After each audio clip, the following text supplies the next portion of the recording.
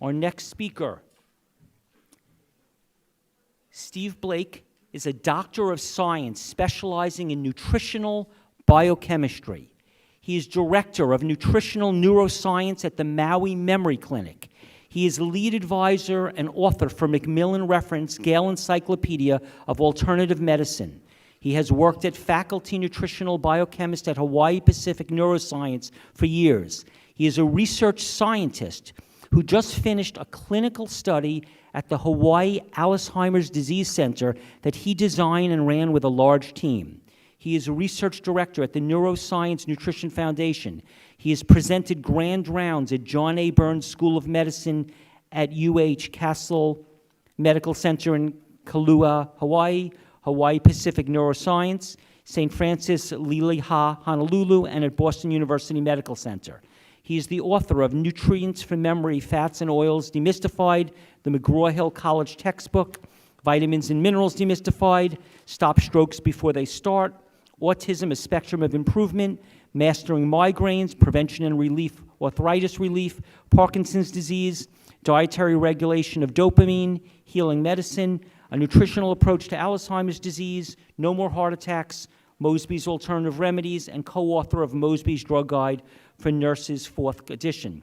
Steve Blake has taught 25 classes at the University of Hawaii on Maui. He has taught classes at Stanford University, McLean's Harvard Teaching Hospital, and at Boston University Medical Center. As a professional registered medical plant specialist, he is well known for his databases on alternative remedies. The Herb Doctors database has information from 54 countries and regions worldwide and has over 168,000 footnoted facts. The database was also published by Mosby as Alternative Remedies. Steve Blake programmed the Diet Doctor software for graphing dietary nutrients. This cutting-edge research software has been instrumental in revealing nutrition information. Steve Blake lectures widely about the role of nutrition in health. He has taught anatomy and physiology and exercise physiology. He was the director of the Maui Holistic Health Center for 7 years. He is often heard on radio and seen on television. He attended the University of California at Berkeley. Steve Blake has a doctorate in holistic health specializing in nutritional biochemistry. He also has a doctorate in naturopathic medicine and is a neuromuscular therapist. He and his wife, Catherine, live on an organic farm on Maui that is powered by the sun. I'm very happy to introduce Steve Blake.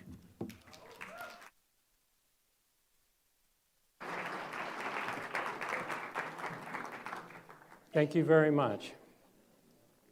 I want to dedicate this talk tonight to the caretakers of those with Alzheimer's disease. It's a tough job physically, and it's a heartbreaking job to see people fade away that you love and know. But there is some hope. While the currently used drugs don't offer a lot of hope, there are techniques that we can use to really improve the situation. For instance, in the trial that Stephen Shore just mentioned, you can see the graph. People started in the beginning stages of dementia. And by the time, actually only 3 months went by, they were already testing in the normal range. And at the end of 9 months, they were, 29 out of 30 on the test for memory and cognition. This is the team that we had to help us run the trial, the Hawaii Dementia Prevention Trial. It's a big undertaking to do a randomized clinical trial, and it took a lot of people. Every one of us worked without pay to do this trial because there was no manufacturer to write checks. And we did it gladly because we were able to actually make a difference. I designed the trial and I ran the trial with a lot of help, and I'm also the lead author of the paper, which you can see on the screen, which is in the Journal of Brain Sciences and was published just exactly 1 year ago. I'd like to just briefly familiarize you with some of my other work that also bears on this work. My latest book is Diabetes Breakthrough. And this is also valuable information for the brain, which burns a lot of the energy in our body. I've written a book, Arthritis Relief, and this also bears on the brain because inflammation can increase pain in the joints. Well, inflammation can also increase the damage and destruction of our brain cells. The Diet Doctor software is one of my favorites, and I use it all the time to analyze diets. Has anyone here ever analyzed your diet to see what's in it? Nutrients are largely invisible, so how do you know if you get enough calcium or too much saturated fat? Well, for me, I check the diet, and I found out exactly how much people are getting, or myself, and then the diet can be adjusted so that we get the optimum range of nutrition. I won't go over all my books right now, and this is just a sampling, but The Fats and Oil Demystified is a textbook that helps people to understand this very much misunderstood subject of fats and oils. Some people actually think that saturated fats are essential for health. They're not. But it's a good idea to learn the basics about fats and oils, which ones are essential, which ones are not so good to get too much of. On the bottom left, you can see a book, Nutrients for Memory, and that summarizes the talk that I'll give you tonight, but with much more information on what we did. And my goal here today is to tell you what we did in the Hawaii Dementia Prevention Trial, the great results we got, and the fact is, you can do it yourself. None of this is prescription medication. And something else about my work is that I will only use approaches that are safe. I never use approaches that are dangerous in any way. Another thing is that I base all of my evidence on peer-reviewed medical studies, which I read a lot. So does diet have any power over dementia? Well, here's a study. This was done at the, actually they used a MIND diet, which MIND diet is a combination of the Mediterranean diet and an anti-hypertensive diet designed to lower blood pressure. They were able to lower the age of people so that they delayed dementia for 7.5 years. Wouldn't that be nice? Well, let's keep our minds young as long as possible. What did they do? In this trial, basically it was a lot of berries, green vegetables, and less animal fat. We can do that, right? This trial, the Rush Memory and Aging Project, lead author is Martha Claire Morris, and she did an excellent job, reported in 2018 in the most prestigious journal, Neurology, the equivalent of 11 years younger on people who ate 1 to 2 servings of green vegetables a day compared with people who didn't eat much green vegetables at all. Wow. Our chief neuropsychologist has stated that if we could delay dementia for 10 years, that would be the end of the epidemic. Why? Because it often strikes in the 80s, and if you're dead when it happens, it doesn't bother you, right? So let's delay it as much as possible. Unfortunately, the drugs that are used, there's 2 basic drugs that are used by neurologists to combat Alzheimer's disease. Donepezil, brand named Aricept, is the most common one that is dispensed very freely to those with memory problems. It's FDA approved for moderate and severe Alzheimer's disease, but it's also used for mild Alzheimer's disease and also mild cognitive impairment, kind of the precursor to dementia. Unfortunately, according to this recent study in the Journal of the American Geriatric Society, there has minimal effects on cognition, but 76% more vomiting and 62% more diarrhea. That doesn't sound very good, does it? We have some solutions here tonight that do not involve those unpleasant situations, but that work as well or better than donepezil. The other drug that's used is memantine, and memantine is not very effective, and it has some adverse side effects. Blood clots, psychosis, and heart failure are some of the side effects. So it's a good idea to look at safer approaches, don't you think? What about supplements? Can they have any effect on dementia? Well, this study, elders were supplemented with a small amount of synthetic vitamin E, not a good idea, a small amount of vitamin C and some beta-carotene for 4 months. But even this supplementation, which isn't perfect by any means, managed to improve their memory about 15% compared to control group, where they did not improve their memory. They stayed about the same.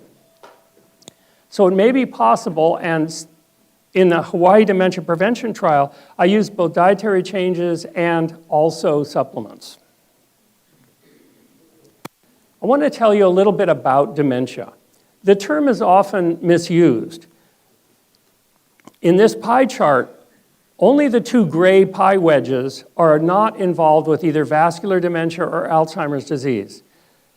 Alzheimer's disease is the biggest part of dementia in America, but I would say that it is almost always accompanied by vascular dementia and clogging of the arteries that supply the brain. Good blood perfusion to the brain is essential for us to think. It's one of the reasons why exercise, physical exercise, is really helpful. The incidence of Alzheimer's disease is risen alarmingly and is forecast to continue rising alarmingly. If you take a good look at the American diet and the, how can I say gently, the junk food diets around the world, things are only going to get worse unless people eat better. And also, there are other ways too, besides nutrition. This is kind of a sad picture because it shows the before and after of Alzheimer's disease. On the left, we have a normal brain on the top, and on the right, you see a brain shrunken to about half its size. What has happened is that the brain cells, the neurons themselves, have died, half of them. This is called neurodegeneration, and neither drug used for Alzheimer's disease slows or stops or reverses this neurodegeneration, but we do have tools that can help with that. What we'd like to do is protect the cells in the brain so that they don't die off. And when do you start this process? Prenatal would be a good time. Through pregnancy, through childhood, through early life, midlife, and late life. So wherever you are, you can benefit from protecting your brain cells. We'd like to have as many left as we possibly can. Now the bottom shows, it's a PET scan, and it shows glucose activity. Glucose activity is more where you see the yellow and the red. Where there's yellow and red, there's more glucose activity, but sadly, look at the Alzheimer's brain on the right, and you see that there's very little activity. And this is reflected in the eyes of those with Alzheimer's disease, with advanced Alzheimer's disease like this. One of the reasons why there's no glucose activity there is, of course, because of tau tangles and Alzheimer's plaques that I'll mention more about, but also lack of circulation to the brain. And we can greatly aid this circulation to the brain. Vascular dementia is a big contributor. I'll describe that more. And we can reverse vascular dementia, or rather, you can.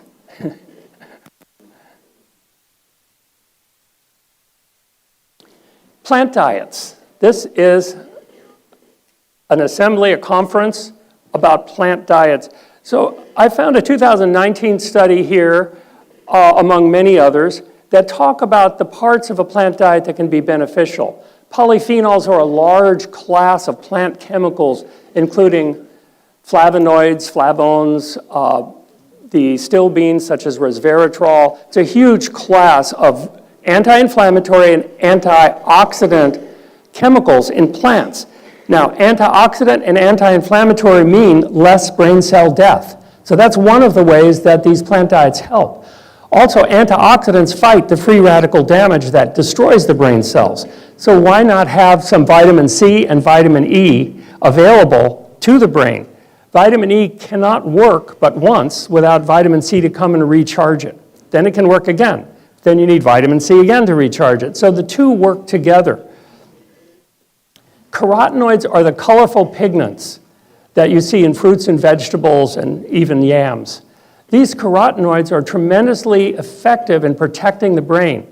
They are fat-soluble antioxidants. That means they're very effective in the cell membrane that covers each cell in the brain.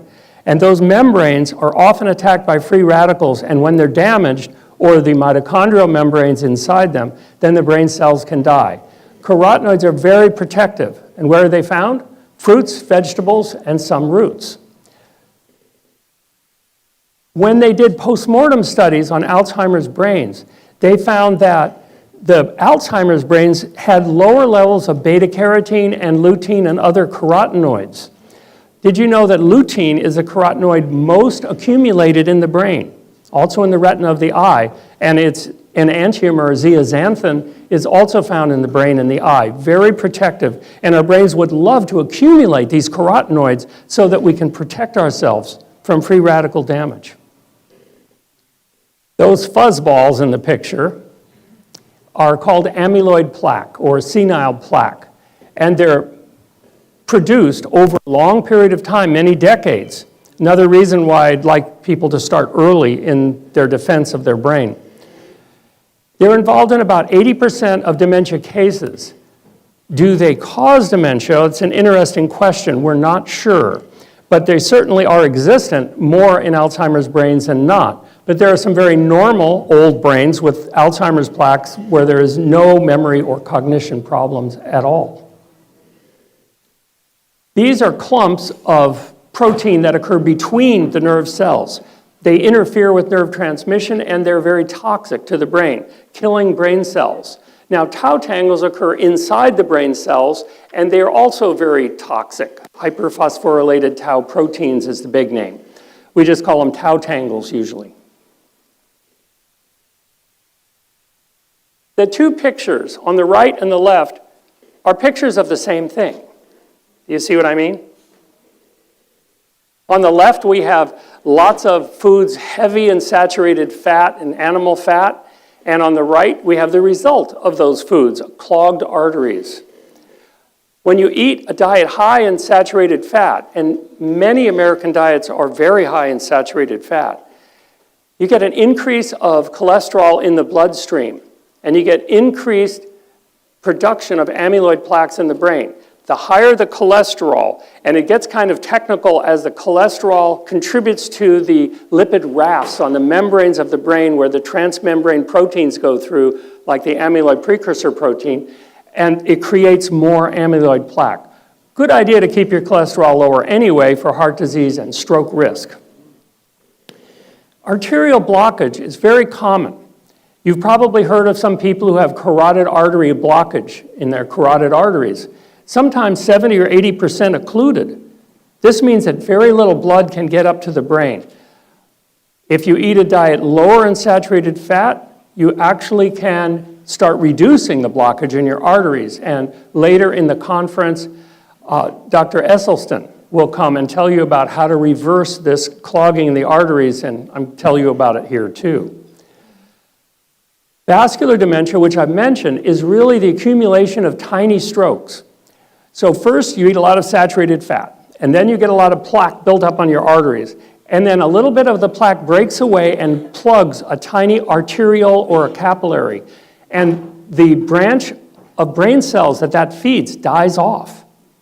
And then it happens again and again and again. Tiny little strokes happening all over the brain, eating up your memories, eating up who you are. This is not necessary, and this is reversible. So, to keep blood cholesterols low, reduce the saturated fat in the diet, which is usually animal fat. I'm going to talk a little bit about what happens as you age. Some people think that everyone gets dementia as they get old. Not true at all. There's some very sharp 80 and 90-year-old people. It's not inevitable. With normal aging, you may forget part of an experience, but you eventually remember it. But with dementia, you might forget the entire experience and never remember it. Instructions and notes to yourself are helpful in normal aging. I know I use them. But with dementia, the notes aren't very helpful. People with dementia will take a shopping list and they'll forget to look at the shopping list. But the bottom line with dementia is, can you take care of yourself? And when the activities of daily living are no longer possible, then that's true dementia, and then you require those caretaker to help you. And whether it's a relative, a friend, a neighbor, or a professional, it's going to be a lot of work to take care of someone with dementia, and it's also a huge economic burden for a lot of families. This is a little bit technical, but it's good to have a little bit of science in the crowd. The first graph on the left is kind of orange. shows you the buildup of amyloid plaque, and note that it happens decades before dementia actually occurs. You can see on the bottom where it says dementia over there.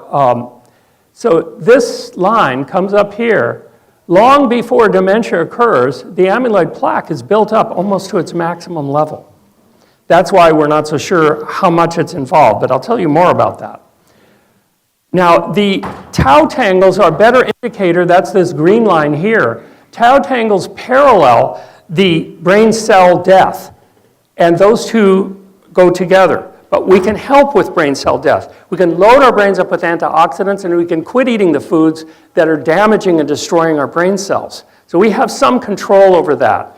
Cognition, which is the purple line here, this starts to be problematic at the beginning of mild cognitive impairment. And then at the end of mild cognitive impairment, it's really getting to be a problem. Now, mild cognitive impairment is kind of in between normal aging and dementia. And it's really a broad pattern, because when you first enter mild cognitive impairment, well, you're nearly normal for your age. But when you exit mild cognitive impairment, you're actually in dementia. So the brain has already shrunk by about 10%. We don't want it to shrink to 50%, so that's why I'm here tonight. Tau tangles already in the brain, and the amyloid plaques are in the brain. Memory and thinking is becoming difficult, but in mild cognitive impairment, or MCI, it's still easy enough to take care of yourself, and you don't need help. Mild cognitive impairment tends to lead to dementia. It can be seen as the precursor to dementia. So as you see the graph on the left over here, little by little, people graduate to dementia from mild cognitive impairment, perhaps 10% a year. Estimates vary, different populations vary. But if people continue to do what they're doing when they got mild cognitive impairment, then it's more or less inevitable that they will, sooner or later, progress to dementia. But we can change our habits. And that's why I'm here today, is to help you change our habits. People in our trial changed their habits, and instead of being just below dementia, they became quite normal. This is a scale of the mini mental status exam. 20 is kind of the cutoff point for dementia. 25 is the cutoff point for mild cognitive impairment, and this area between 25 and 30 is the normal area. And missing one of the 30 questions is not abnormal at all. If that happens, it can happen to anyone. So how did we do it? What did we do to make this happen? Well, first you get a pretty picture to rest your brains and eyes. Here are the 16 interventions. Now, when I proposed this trial, the scientists I worked with, our statistician, said, no, you're supposed to test one chemical, not 16 diverse things. But my goal was to say, can we reverse dementia? So I wanted to put in all the 16 best things that I had seen evidence for in clinical trials. Randomized, controlled clinical trials from all over the world have shown me that each of these different changes are very helpful. So among the dietary changes, 1 cup of berries daily. Is there anyone here who already eats 1 cup of berries daily? Great. Anyone here is willing to start eating 1 cup of berries daily? I'll show you a study later. Great, fantastic. That shows that an average of 2 years delayed dementia just with 1 cup of berries a day and no other interventions. So we specified for our people blueberries, strawberries, or red grapes. Now, blueberries and strawberries are very low in glycemic load, so even people with diabetes seem to be okay with that. It does not increase blood sugar a lot, but they're loaded with enormously helpful antioxidants, anthocyanins, and so on. Walnuts and sunflower seeds were chosen because walnuts are loaded with a gamma tocopherol form of vitamin E. And sunflower seeds are just loaded with the alpha tocopherol form of vitamin E. So by combining the two, we're really covering the bases on that essential element, vitamin E.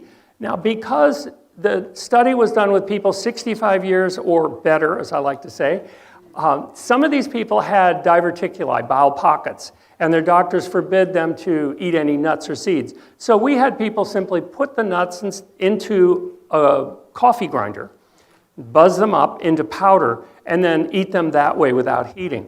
So that meant that everyone could take them. Also, you get a much better digestion of the nutrients inside the nuts and seeds if you grind them up, because your digestive activity can hit all parts of it instead of there being little microscopic mountains that aren't chewed up inside there. We changed cooking methods, and this was to prevent the formation of advanced glycation end products, which I'll tell you about. We also lowered the saturated fat in the diet, and that was the toughest thing that we did. There was a lot of non-compliance on lowering saturated fat in diet because that means eating less animal fat. And animal fat's a real favorite of people in Hawaii, and I imagine it is here in New York too. Okay, we used quite a few supplements. There's 4 antioxidant minerals that I'll explain. We used a mixed form of vitamin E to supplement the nuts and seeds. We used vitamin C to boost the antioxidant power in the body. We also used coenzyme Q10, which has 2 effects. One is it's necessary for production of aerobic energy in the electron transport chain in the mitochondria. It's essential. And it's also known as ubiquinone. It's ubiquitous everywhere in the body. But as we age, we tend to produce a little less of this coenzyme Q10. So it's very safe, natural in the body, and so we did supplement with that. We also used the folate, the real form of folate, not folic acid, the synthetic form. Folate is safe. The folic acid form has some potential for raising cancer risk if over 1,000 micrograms a day. We use vitamin C and vitamin B12. Now, folate and vitamin B12 work together, and I'll show you how that works as we go along. We use SAMe. Anyone know about S-adenosyl methionine? Yeah, this is naturally made in our bodies if we have enough folate and vitamin B12, but just like the vitamin E, we wanted to do it 2 different ways because it's so important. Guess what this stuff does? Those genes that everyone's talking about, creating Alzheimer's plaques, and some people have more of those genes, this quenches them. It quiets them. It puts them to sleep. So they no longer make the enzymes that make Alzheimer's plaque. Very important if you don't want any progression. And that's one of my goals, is that when people are getting problems with their memory, whatever stage people are in, I ask them, what if you didn't get any worse? What if you could stay as you are today without this horror of losing your mind completely? Uniformly, everyone said, yes, I would take that. So we want to do that, definitely. We use 2 medical plants. I chose these 2 because the research on them is just excellent. Medical plants aren't used by American medical doctors or neurologists. They are used, however, all over the world. These 2 plants have tons of research, and they're completely safe. There's one possible drug interaction with ginkgo biloba, and I'll mention that as we go through the talk. My website is drsteveblake.com. Please visit if you'd like more information. People talk a lot about antioxidants. Well, antioxidants are needed to protect the brain. They're also needed to protect every other part of our body. It's been estimated that every cell in our body experiences 10,000 to 100,000 free radical attacks every day. Okay, do the math. That's a lot of free radical attacks, and we need these antioxidants. Now, some antioxidants come from food or supplements, and other antioxidants are made inside our bodies. The ones from food, the carotenoids, wonderful antioxidants from colorful fruits and vegetables. Vitamin C, found in fruits and vegetables, but not other places, except did you know potatoes have vitamin C? Vitamin E in the natural forms is a beneficial antioxidant, but in the synthetic form, it is of dubious benefit and possible harm. Polyphenols, this large class of protective chemicals in plants. When we talk about a plant diet, I like to talk about a whole plant diet. And I don't say plant-based, I say a whole plant diet. Because if you're eating a whole plant diet, you're getting loads of polyphenols. And these are very protective. As I mentioned, they're antioxidant and anti-inflammatory, very protective of the brain. Now, inside our bodies, we make superoxide dismutase, often abbreviated SOD. This superoxide dismutase is necessary to protect our brain cells. If we don't have it, our brain cells die. So we need it, but it won't work without 3 different trace minerals: zinc, copper, and manganese.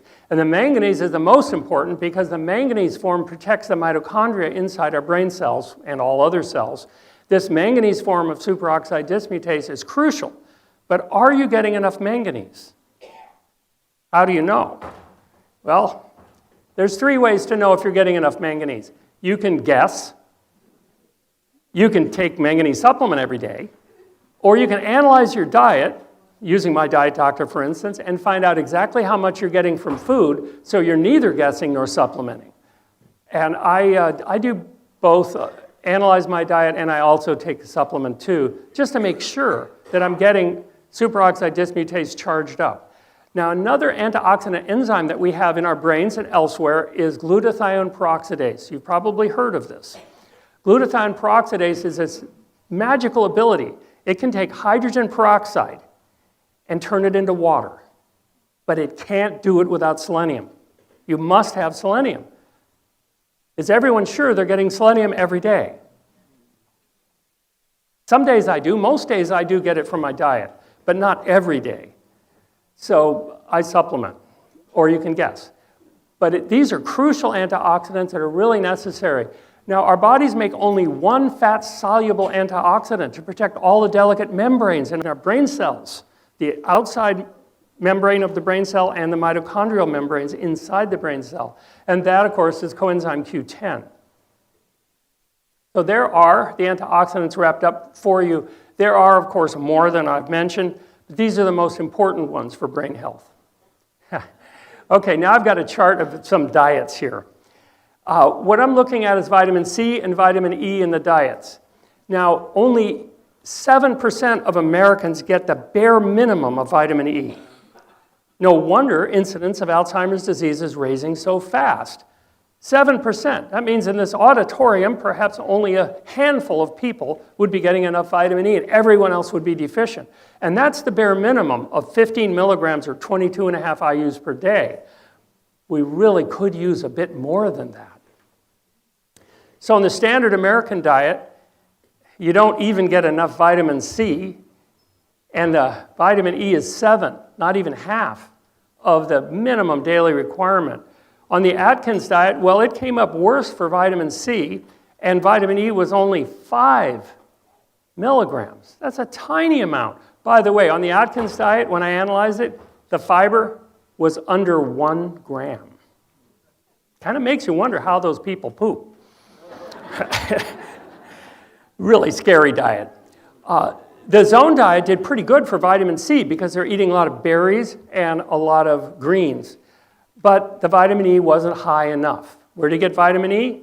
Nuts and seeds is where I get mine, avocados and olives. Those are the best sources of vitamin E. In the paleo diet, which is extremely popular, they did get enough vitamin C from berries and fruits and vegetables, but the vitamin E, again, was too low. The bulletproof diet did get barely enough vitamin C, but again, low in vitamin E. South Beach diet, same thing. Now, I have a transition vegetarian diet here. A vegetarian diet can be a healthy thing, or it can be an unhealthy thing. A vegetarian diet that consists of white flour, cheese, and eggs is not a very healthy diet. In fact, the saturated fat's often at levels very similar to an American diet where people are eating meat. And they didn't get enough vitamin E or vitamin C because they weren't eating enough fruits and vegetables on this particular diet. The Mediterranean diet got enough vitamin C, but not enough vitamin E. What they did get came from olive oil. The vegan whole food diet did a really good job of vitamin C and also vitamin E. Nice on both counts. Now, there's some very low-fat diets out there. The McDougall diet, the Pritikin diet, the Ornish diet. There's quite a few people advocating a very low-fat diet. Unfortunately, vitamin E occurs in fatty foods. So it is impossible to get enough vitamin E on a 10% or lower fat diet. If you get down to 10% of calories, you cannot get enough vitamin E. It's just not possible, unless you got all your calories from vitamin E pills. The winner was the raw vegan diet, which got 423 milligrams of vitamin C. That's about the highest I've ever seen in any diet. And 45 milligrams of vitamin E, 3 times the daily minimum. An excellent idea. So when you analyze diets, you get a good idea. And again, the Diet Doctor software I have developed over many decades, it now covers over 200,000 foods that you can select from. So you can find even the worst junk food or the best superfood in there. Our study came out in 2019 that looked at vitamin C, not in the food, which is a little unreliable. People often overstate how many vitamins they get from their food and the healthy food, and they understate the unhealthy food. You know, the old story about the health food camp that said, you can come to our camp and lose 5 pounds a week eating the exact diet you eat at home. How did they do it? Well, when the people wrote their diet at home, they left out the Snickers bars and the cake and all the things that were giving them calories. They made them eat what they said they were eating at home.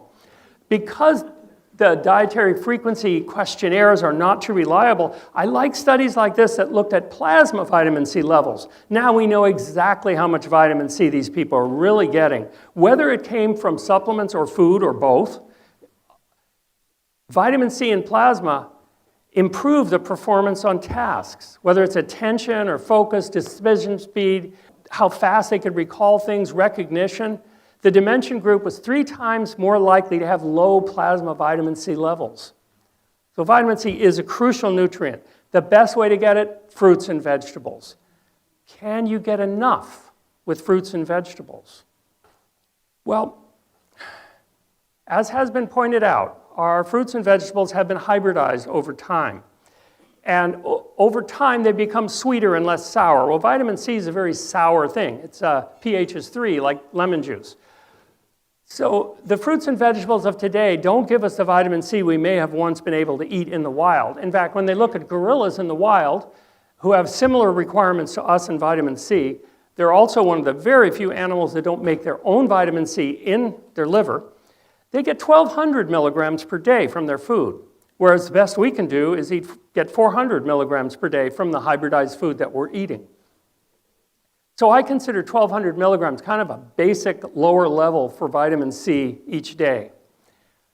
When you look at the animals that do make vitamin C in their liver, it's a 4-step enzymatic process made from glucose, but we're lacking one of those enzymes. There's only a few animals on the planet that can't make their own vitamin C. And these are animals that, or people, that evolutionarily had access to great amounts of vitamin C. If you look at different animals, adjust them to a basis of 150 pounds, the least amount of vitamin C any animal makes would be 2,000 milligrams per day, and the most vitamin C that animals make would be 20,000 milligrams per day. So on that basis, it might not be a bad idea if we got at least 1,200 milligrams per day. This study, it looked at the risk of Alzheimer's disease. They looked at supplements in this case, vitamin C and E supplements, and they reduced the risk of Alzheimer's disease by 40%. That's a nice reduction in risk. How did they do it? They reduced the neuronal damage and brain cell death caused by oxidative stress, by the damage from free radicals. However, I must caution you, and I'll explain later, that what's called vitamin E in vitamin pills is not really vitamin E. So you must be very cautious in choosing your vitamin E. Having written a college textbook on vitamins and minerals from McGraw-Hill, I can say with certainty that the vitamin E that you're getting in almost every supplement is greatly inferior and not at all truly vitamin E. Now, another antioxidant, coenzyme Q10, reduces brain damage from oxidation. Perfect. We don't want our brains to shrink down to half, like an Alzheimer's person. We want to keep them full, fluffy. The coenzyme Q10 was found to improve brain function in elderly people. It does this by improving the production of energy in the little energy factories in the brain called mitochondria. And it also reduces oxidative stress. But remember, coenzyme Q10 is essential for producing aerobic energy. You cannot make it without coenzyme Q10, whether you make it yourself or you get it externally. Now, by the way, statin drugs reduce, on average, your production of coenzyme Q10 by 40%. So if you are taking statin drugs, how many people in this room are proud to say they are not taking statin drugs? Could I have a show of hands? Fantastic. That's about half the audience, and that's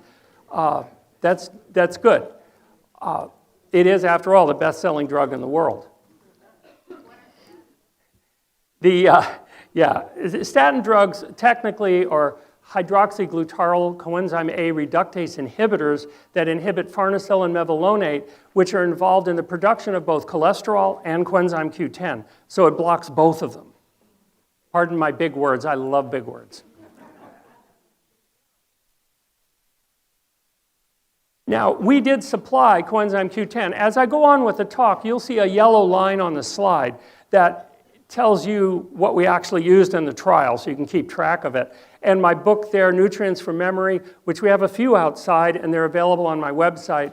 I do, by the way, have a downloadable version for under $10. It's the full book, if you want to read it on a tablet or computer or even a cell phone, if you have very good eyesight. Supplementary coenzyme Q10 reduce the production of amyloid plaques in the brain. That's just what we want.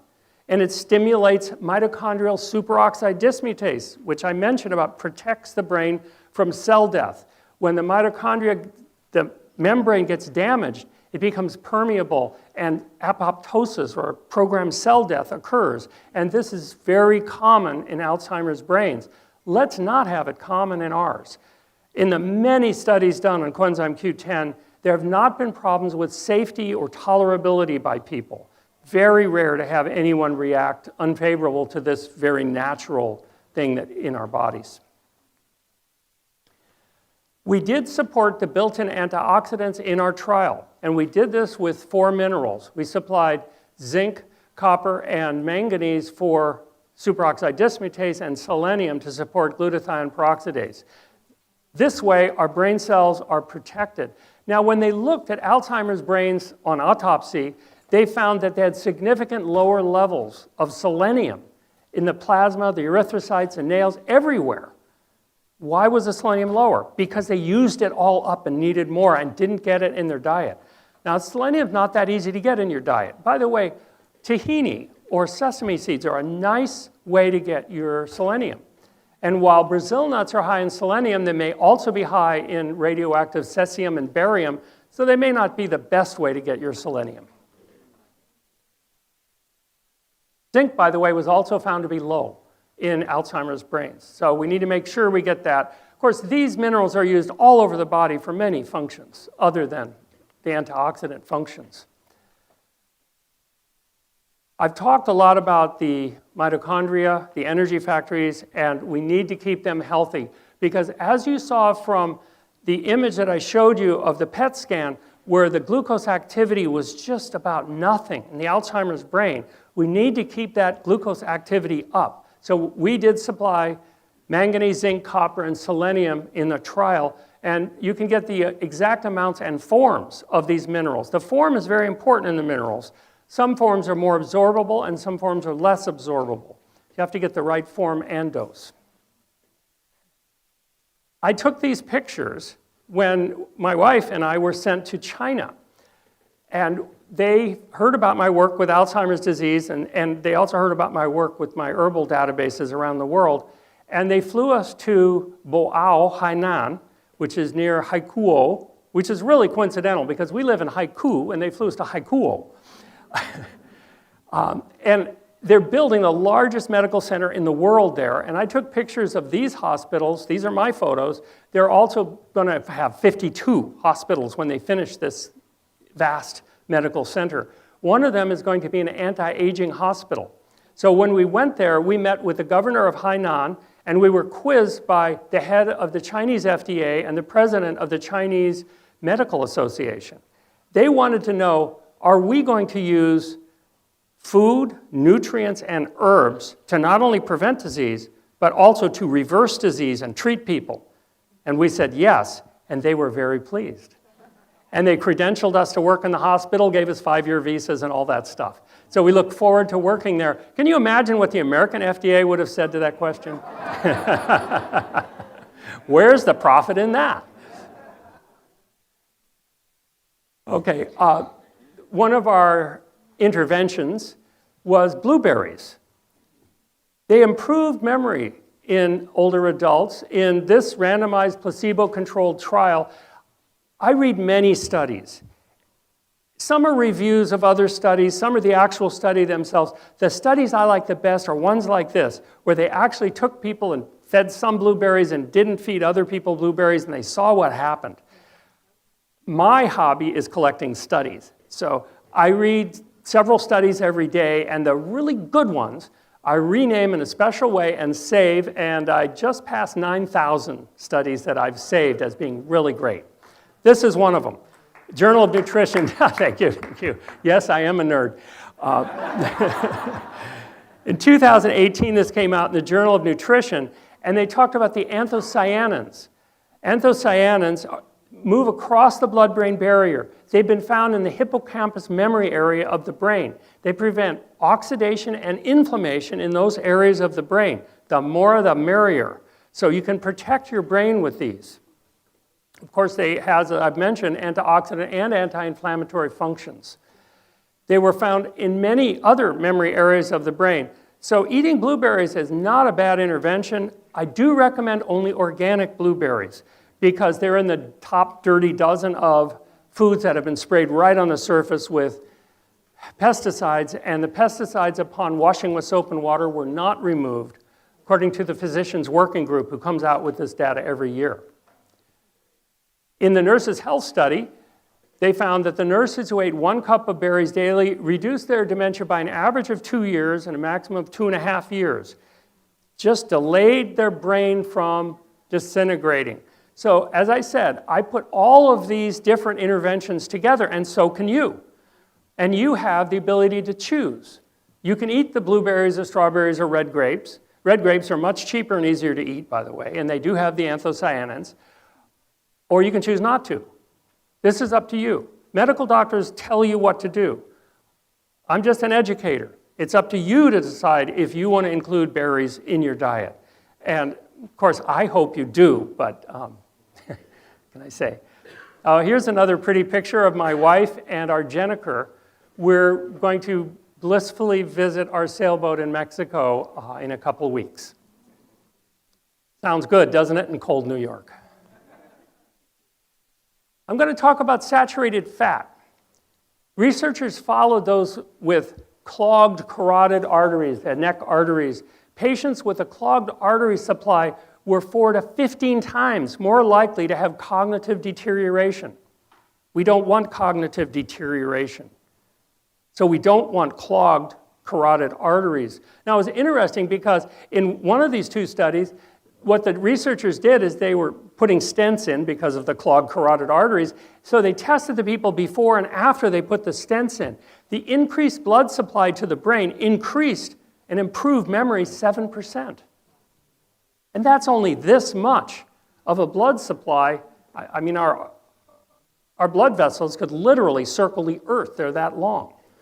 They only fixed this much, and they got a 7% boost in memory. Imagine if you do it the natural way and melt away all the plaque, which may take up to 2 years, then you're going to have some real boosts in memory. And that's what I would like to see.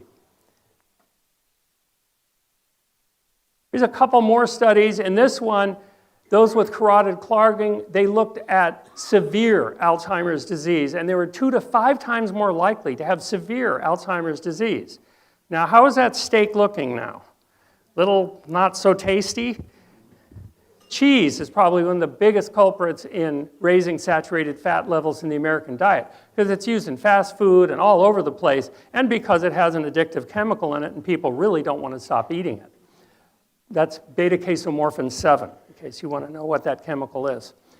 Another study showed that insufficient blood to the brain declined memory and learning. And also, this insufficiency of blood created more amyloid plaques, something we don't want. Now, you can see how blood vessels in the brain are really necessary.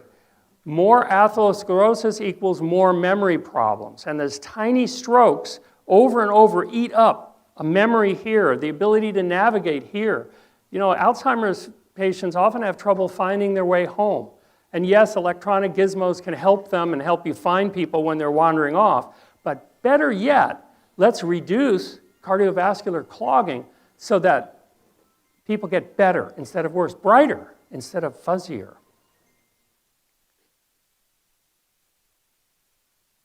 This was an interesting Finnish study. They looked at people in midlife, they measured their cholesterol, then they followed them till they were older, and they found they had 2 to 3 more times the risk of Alzheimer's disease if they had high blood cholesterol at midlife. So there's little doubt that lowering blood cholesterol is helpful. How do we do that? Well, we eat less saturated fat. And in our study, we attempted to reduce saturated fat to 7% of calories. Well, this was the most difficult part of the entire study. We had a team of dietitians calling people and visiting people and trying to get them to eat less saturated fat, and it was very, very difficult. And I have to say, compliance was not perfect. However, the American Heart Association has since lowered the figure to 6% of calories as a maximum of saturated fat. I'll tell you, from analyzing diets, you really can't get down to 6% and still eat any animal products. There just isn't room because there's a little saturated fat in many, many different foods. And when you add all that saturated fat up on a whole plant diet, you're likely to get something like 4 to 6% saturated fat, which is perfect. But then when you add one meal of animal fat, it's too high. And then you're risking your brain. What are the highest saturated fat foods? Let's see, should we ignore the one on top because coconut oil is so popular these days? 2 tablespoons of coconut oil, 24 grams. I know there's a lot of confusion about when people say medium chain triglycerides, which is not an exact term at all, since triglycerides always have 3 fatty acids and none are medium. 2 fatty acids is a diglyceride, 1 fatty acid it's a monoglyceride. But they're talking about the length of the fatty acids. There are 3 saturated fatty acids that are very well proven to clog our arteries.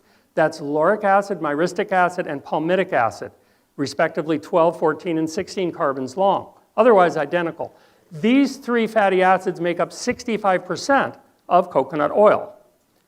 So coconut oil is very clogging to the arteries. Also, any extracted oil is not a great idea. Because when you extract an oil from a plant, say even if it's a sunflower seed with lots of vitamin E and fiber, you take out all the fiber and most of the vitamin E when you get sunflower seed oil.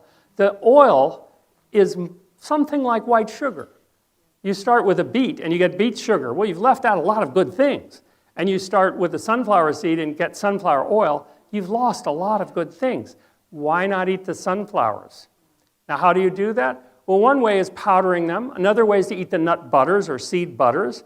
Another way is to make, my wife has cookbooks which has a dementia prevention cookbook, and in it is her creamy walnut dressing, which is totally delicious, but contains a lot of the gamma form of vitamin E, also the essential fatty acid, alpha-linolenic acid found in the walnuts, but made into a dressing so delicious that put on top of anything, you'll eat it.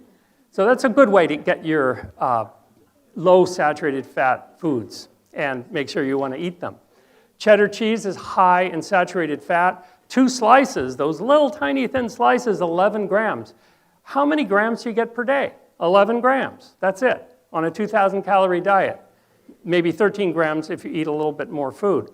Fast food cheeseburger, 9 grams of saturated fat. Milk, yogurt, ice cream, all dairy products have saturated fat, and people, maybe ice cream, 1 cup has 5 grams. How many people eat 1 cup of ice cream? So it adds up. What about low saturated fat foods? Vegetable curry, 2 grams, not a problem. Tofu, a whole cup, 1 gram. Soy milk, pinto beans, Swiss chard, very low in saturated fat, practically nothing. So in other words, you can eat these all you want. This is a graph from my Diet Doctor software. Actually, it's 292,060 food choices in the 2020 version. This is the paleo diet that I analyzed, and the top left is calcium. And the calcium should be here, but it's way down there. Very little calcium in that diet. In fact, studies have noted that when you get to a diet that's so reliant on fat and animal protein, there's very little calcium, either in animal fat or plant fat or animal protein. So it's inevitable that you're getting much too little calcium to support bone health. And the studies are showing that people on paleo diets are getting osteoporosis at an earlier age and that it is progressing quicker. And on the bulletproof diet, even more so. Analyzing the diet's the real key to knowing what's in them. These are the foods that you can eat all you want of without risking your arterial health, your brain health, heart attacks, or strokes. Of course, heart attacks and strokes, each of which I've written a book on, also depend upon you building up plaque in your arteries first before you can have the heart attack or the stroke. So why not tone down arterial plaque with a low saturated fat that looks delicious? I'm going to talk just for a couple of slides about oxidized cholesterol, known as oxysterols. Those sharp little crystals up there are what happen when you have too much cholesterol in your blood, and it crystallizes and is oxidized. Now, we know that dietary cholesterol only contributes to blood cholesterol a little bit. Perhaps 10% to 15% of blood cholesterol levels are due to dietary cholesterol. However, when you cook an egg, which is very high in cholesterol, then you get oxidized cholesterol. This oxidized cholesterol, it goes into your digestion, is built into chylomicrons, which are fat transporters for dietary fat, much like LDL or fat transporters for liver fat. These chylomicrons circulate the oxidized cholesterol throughout your body, 45 times more oxysterols in arterial plaque than in a healthy artery. And the problem is that they can cause, with those sharp crystals, the plaque that sits there year after year. People are 40 years old with clogged arteries, 50 years old with clogged arteries. Then they have a shrimp omelet. Shrimp is very high in cholesterol, so is the eggs. Then they may coalesce into cholesterol crystals, oxidized cholesterol, and break the plaque free. And that is where you get either, if it's very tiny in the brain, vascular dementia. If it's larger in the brain, you get a stroke, which can be devastating. Or in the heart, you could get a heart attack. So it's probably a good idea not to eat oxidized cholesterol. They're powerful neurotoxins, and they increase brain inflammation and oxidation. They increase beta amyloids in Alzheimer's disease. In Parkinson's disease, we have Lewy body dementia sometimes, and Lewy body dementia is also very sad. We have worked with people with Lewy body dementia as well, and these techniques are also very effective with Lewy body dementia. One man came in the clinic, and with Parkinson's disease, sometimes people are getting too thin. So she was feeding him bacon and eggs for breakfast to bulk them up. Well, we got her to switch over to actually oatmeal with avocado. Sounds funny, but he loved it. And when they came back a month later, we said, how'd it go? He said, well, we only changed breakfast. Did you notice any difference? Well, his Lewy body dementia is about 25% better. One meal, 1 month. What if he did all three?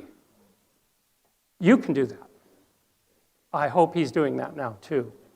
So where we get oxidized cholesterol is if we're eating too much saturated fat and our blood cholesterol is raised, that cholesterol will oxidize. It then can enter, now cholesterol can't enter the brain, but oxidized cholesterol can. When it enters, it creates a wave of inflammation and damage to the brain. This is really not a good idea. So cooked animal foods have the oxidized cholesterol already. In our bodies, the oxidative breakdown of cholesterol creates these oxysterols that are so damaging.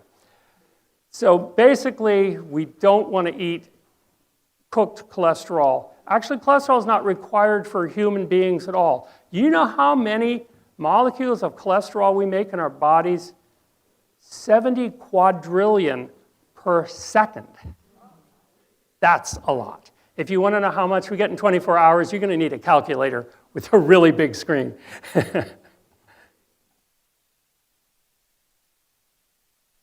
This is an image of Maui, where we flew over the last 2 days we spent flying over from Maui, where it's warm and balmy. I'm going to talk about vitamin E now and its necessity for our brains. It's deficient, as I mentioned, 93% of Americans. They analyzed 116 journals in 2019. They confirmed that Alzheimer's patients were significantly lower in vitamin E levels in cerebrospinal fluid and in the brain, where it's really needed. Different ways that vitamin E can help.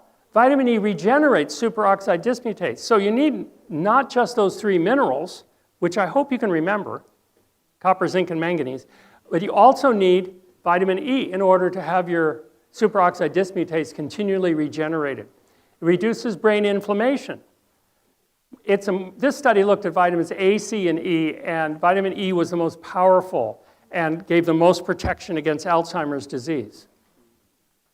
Big study in China looked at nut consumption. 40% less memory loss over 2 years in people who ate nuts, and the Chinese mostly eat peanuts rather than other nuts. That's their preference. So nut consumption was associated with sustained memory. An ounce of nuts daily reduced neurodegenerative disease 35% across 29 studies. So that's a different study that found that it's very effective to make sure you have enough vitamin E. The best way? Sunflower seeds and walnuts. That, I think, is the best way. Vitamin E in food, they looked at 800 elders, followed them for 4 years, and vitamin E lowered the odds of Alzheimer's disease 67%. Excellent. Wouldn't you like to lower your odds of Alzheimer's 67%? So, in our study, as I mentioned, 1 ounce of walnuts, 1 ounce of sunflower seeds, both ground up daily. Now, vitamin E supplements. Another study here looked at elders with moderate Alzheimer's disease and tried to keep them out of the hospital, managed care, or the morgue. And they gave them a ridiculous amount of vitamin E, 2,000 IUs. Now, the upper limit, the most you're supposed to take, is 1,000 IUs. Now, that's actually based upon real vitamin E, and what they gave them was synthetic. And the synthetic vitamin E has vitamin E activity under 1,000, so no one was actually hurt by the study. But they were kept out of the morgue, managed care, or the hospital. I don't recommend that level of vitamin E. Now, on this graph, I'll show you that vitamin E, as found in normal supplements, has 8 different isomers here. One of them's the real deal. This is alpha tocopherol. This is fake, fake, fake, fake, fake, fake, fake, fake. All 7 of the other isomers are not vitamin E, and yet on the label it says vitamin E, so many milligrams. So beware when you buy a supplement. The reason why these are so common in supplements is that the synthetic vitamin E is vastly cheaper than real vitamin E. When I designed the brain and body food for the people who couldn't get into the study, the vitamin E cost as much as everything else in it because I wanted real vitamin E. And the manufacturer kept saying, "You sure you don't want this synthetic junk here? It's really cheap." I said, "Yes, I'm sure." We supplied 500 milligrams of non-synthetic vitamin E with mixed tocopherols in our study in this 2019 study in the International Journal of Molecular Sciences. They showed that vitamin E is effective in improving cognitive performance in Alzheimer's disease, but it has to be the real deal. This, by the way, the brain and body food is, when people couldn't get into the study and they heard about the study at the clinic, we made this up. So it has most, but not all of the things in the study. You could actually mimic the study by taking this and a few other things and changing your diet, and you could do your own study on yourself. This is Cora. Cora has gotten a written permission to talk about her and her daughter Ginger. This is in Hawaii Pacific Neuroscience. We worked with Cora for 2 years, once a month. And she came in a wheelchair, and when I asked her what she had for lunch at 2 p.m., no recollection, none at all. She couldn't remember anything. She couldn't find her way anywhere. She was diagnosed with Alzheimer's disease. Month by month, we changed her diet, we supplemented her, we gave her the brain and body food, and month by month, she got better. After 6 months, she said, my knees are so painful and inflamed. That's why I'm in a wheelchair. What can I do? Well, we looked at her diet, and she was eating fast food all the time, especially chicken. Chicken's really high in this inflammatory arachidonic acid. So she had already stopped eating meat. Now she stopped eating chicken. The next month, she came back on a walker instead of a wheelchair. Okay, she's getting some movement. And she's starting to brighten up. You could see the lights coming on. Over time, she graduated to a cane. Her migraines went away. Her mood improved greatly, and which is nice because apparently she was, like many people with Alzheimer's disease, a bit abusive of her caretakers. And sometimes this can be from the drugs, too. So you should ask your doctor or neurologist for an adjustment of drugs if your Alzheimer's patient is being abusive. After 2 years, she was able to walk up with no cane to the front of a hospital dedication in front of hundreds of doctors and read what she'd written to the doctors saying that she was fully recovered and she can now read medical journals. And when we asked her husband, how is she doing? He says, I can see no room for improvement. Asked her daughter, how's her memory? Sharp. So I'm not saying everyone, yes, thank you. And they did the work, okay? We didn't do the work. They did the work. We tell people what to do all the time and they don't do it. But they did the work and I'm really proud of them. Not everyone with Alzheimer's disease can make this full recovery. But hey, isn't there hope at least for stopping neurodegeneration? One of the things that happens with these amyloid plaques is they get populated by advanced glycation end products. These advanced glycation end products are twisted, plasticized protein fragments that when you fry or broil or barbecue animal foods like meat or chicken or fish, these form. And then some of them are absorbed into the bloodstream, some studies doubling the bloodstream level. Then they circulate to the brain where unfortunately we have a receptor appropriately named RAGE, receptor for advanced glycation end products. This creates an amazing amount of inflammation in the brain. And the advanced glycation end products go up and lodge in the amyloid plaques and create 50 times the free radical damage to the brain cells and destruction of brain cells. By not eating those foods, you can really relieve the burden on your brain, whether or not you have Alzheimer's disease. They're also found in arthritic joints. Good thing to avoid. So what we did is we asked people not to barbecue, broil, or deep fry any meat or animal products of any kind, and also they're formed in hard cheeses, so we had people not do that. Guess how the compliance was? Not too good. A lot of fast foods are deep fried and crispy brown with lots of advanced glycation end products, so it was tough. It was pretty tough. The foods with advanced glycation products, chicken, bacon, beef, chicken, beef, chicken, beef, chicken, turkey, you get the idea. Now, the problem with these animal products is not just advanced glycation end products.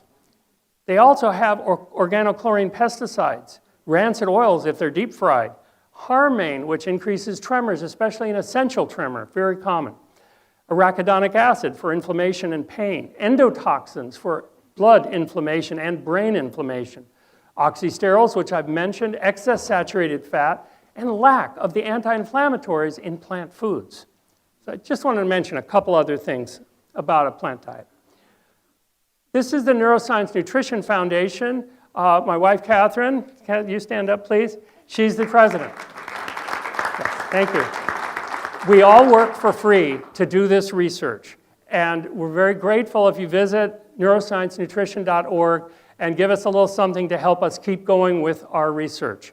And we will continue with or without any funds. We're very happy to do this research. And this is a little pool, a 5-minute walk from our house. Kind of miss that pool right now. Now I'm going to tell you about how amyloid plaques form in the brain. It's a bit of a detailed picture there. Here's how it works. Genes create beta secretase and gamma secretase. These two secretases go up and snip off the amyloid precursor protein, which is a transmembrane protein in brain cells.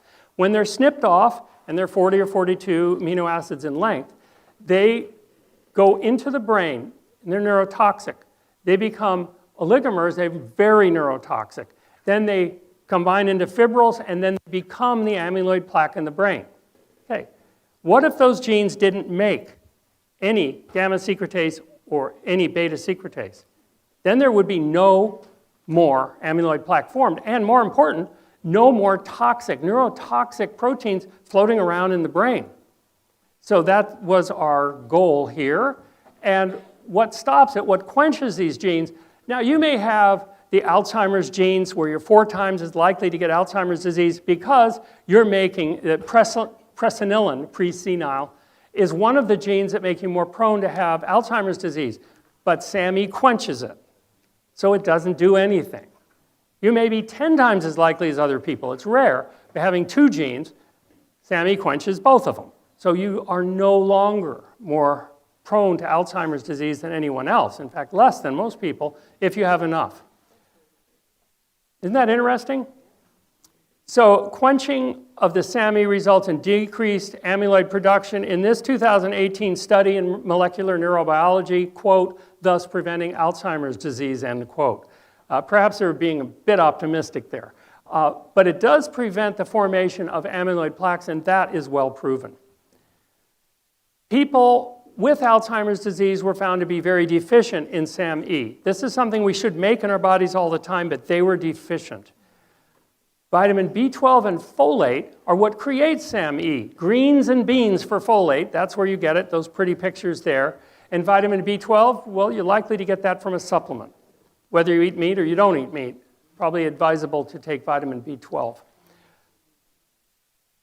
Folate lowers the risk of Alzheimer's disease. So here we're looking at risk, 4 times the risk of dementia and Alzheimer's disease if you're low in folate. These findings suggest that folate deficiency may precede the onset of Alzheimer's disease. So eat some greens and beans. Those with Alzheimer's disease, now we're looking at people already with Alzheimer's disease, 4 times as likely to have elevated homocysteine, that's what SAMe is made from, if you have B12, which was 4 times lower, and folate, which is 3 times lower. So in our trial, we supplemented vitamin B12 as a methylcobalamin form and folate as the real folate form. This study looked at preservation of brain cells, and they found that if you didn't have enough folate in B12, the gray matter was lost. If you did, it was not lost. Very close to 0 loss. Where do you get enough folate? This graph shows you, this I have to give credit to McGraw-Hill for letting me use my own graph. Shows that greens, like spinach, were the highest in folate. Greens and beans, also nuts and seeds have folate too. So if you're eating plant food, you're likely to get enough folate. Oh, I want to go back one. On the little graph on the right, you can see on an American diet, the folate is the bar on the right. The amount of folate we need is the bar on the left.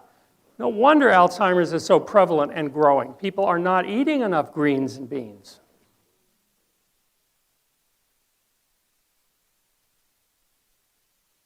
Vitamin B12 is another story. Clinically, most people who are vitamin B12 deficient in their blood are getting plenty of vitamin B12 in their diet, but they're not absorbing it because vitamin B12, first it has to go into the stomach and be broken free from its protein carrier. That depends on stomach acid made by the parietal cells.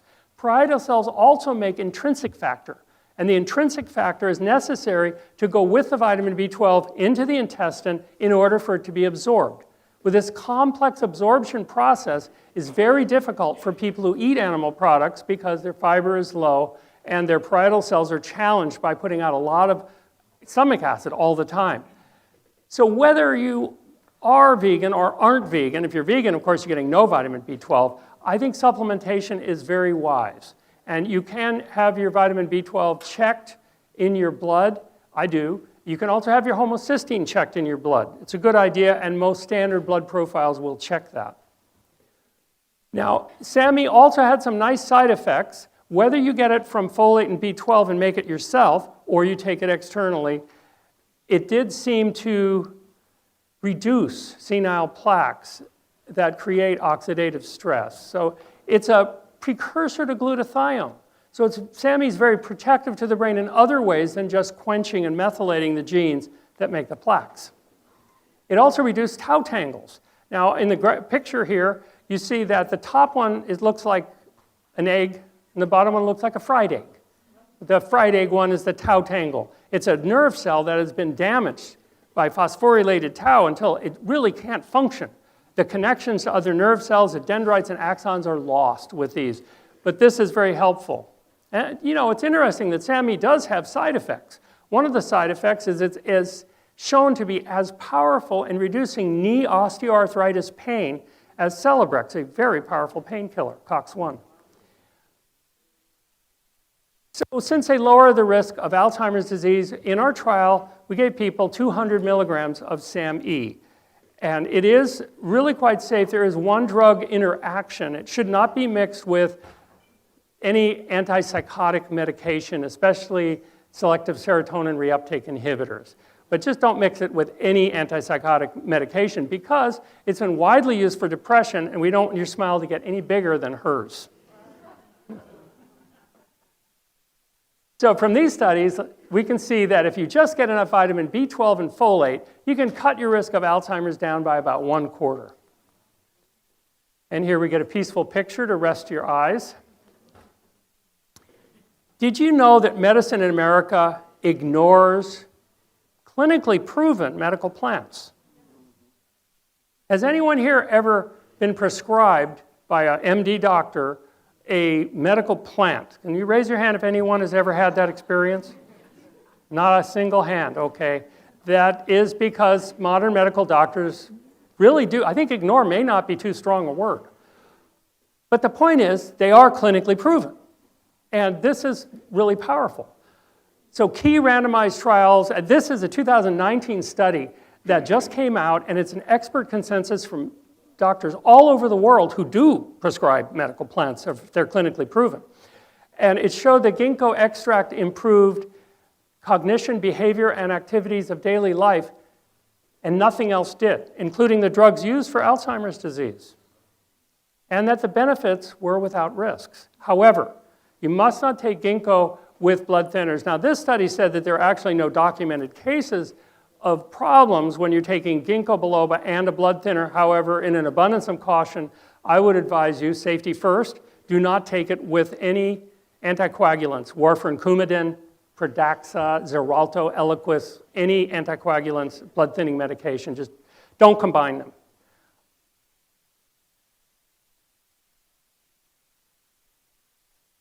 The gold standard for medical studies is randomized, placebo-controlled clinical trials. 9 of these trials concluded that ginkgo not only helped in delaying the onset of Alzheimer's, which is good, but in treating Alzheimer's, which is even better. And there's a lot of evidence that shows that ginkgo protects memory neurons. This is slowing and stopping and reversing neurodegeneration, something drugs don't do, but this does do. Again, based on a lot of good studies. Now, donepezil is the most used drug for Alzheimer's disease, so they put it head-to-head, ginkgo and donepezil. They had the ginkgo group, the donepezil group, and one that used both. Well, in the donepezil group, the people slowly got worse. In the ginkgo group, they got better. And of course, they didn't get vomiting and diarrhea, which I think is a really big plus. And the donepezil has other effects such as agitation, difficulty sleeping, a lot of very difficult behavioral problems come up with this drug, which I won't go into the history of because it's too scary to believe. The other medical plant we used was gotu-kola. It's been used in Ayurvedic Indian traditions for thousands of years. It seems to be a very safe plant. What's interesting is that donepezil is an acetylcholine esterase inhibitor. Okay, so between the nerves, we have acetylcholine as a neurotransmitter. And then we have acetylcholinesterase that eats up the acetylcholine so it doesn't keep transmitting. Well, when you inhibit that enzyme, you get maybe 2 or 3 or 4 bumps to the next nerve instead of just 1. Well, this can help with cognition, and that's the way that donepezil, the most commonly used drug, helps with thinking and memory. This seems like a safer way to do it with gotu-kola. It also reduces inflammation, which drugs don't do, this drug. Gotu kola is antioxidant, and it reduces lipid peroxidation, that is the damage to fats. It protects against DNA damage. We did give people, now with the ginkgo biloba, we used a standardized extract of ginkgo biloba. And that's very important because plants vary. One of the objections medical doctors have to herbal medicine is that you're not sure what you're getting in the different pills, and they're right. But with the standard extract, the one we used, had 24% of the flavone glycosides, and the terpene lactones were guaranteed to be at least 6%. The undesirable ginkgolic acid was kept under 1%. So what I'm saying is that a standardized extract, if properly made, is a very safe and standardized way to take something. And we use that both for the ginkgo and for the gotu kola. And I recommend that you only take standardized extracts so you know what you're getting and not getting. And each and every dose is exactly the same. So what we've learned from our clinical trial is to eat lots of antioxidant foods, which is whole plant foods are antioxidant. Berries, fruits, vegetables, beans, nuts, and seeds. We may need to supplement with vitamin C, real vitamin E, folate, vitamin B12, and the 4 minerals, selenium, copper, zinc, and manganese. We need to avoid animal fat to improve brain blood flow. Perfusion of blood to the brain is all important, and it just doesn't work as well with arterial clogging. CoQ10 and SAMe are both made in the body, and it's possible that you may want to supplement those if you're experiencing problems. Remember, SAMe shouldn't be taken with antipsychotic medication. Ginkgo biloba improves blood flow. That's one of the ways it works, is to get the blood into the tiny arterioles and capillaries inside your brain. And it's not just used for old age Alzheimer's, it's the most used drug in Europe for memory. So students take it during exams, for instance. And gotu kola keeps memory young. So this is the book, my wife's book, Dementia Prevention Cookbook. If we only have the nutrients for memory out on the table there, if we run out or you want the Dementia Prevention Cookbook or the Brain and Body Food, you can talk to my wife, Catherine. She's standing here against the wall. She'll be out by the book table, and she can help you to order those. Well, we have actually completed the presentation, and we'll be ready for questions in just a minute. Thank you for being so patient. Thank you. Thank you. You've been a great audience.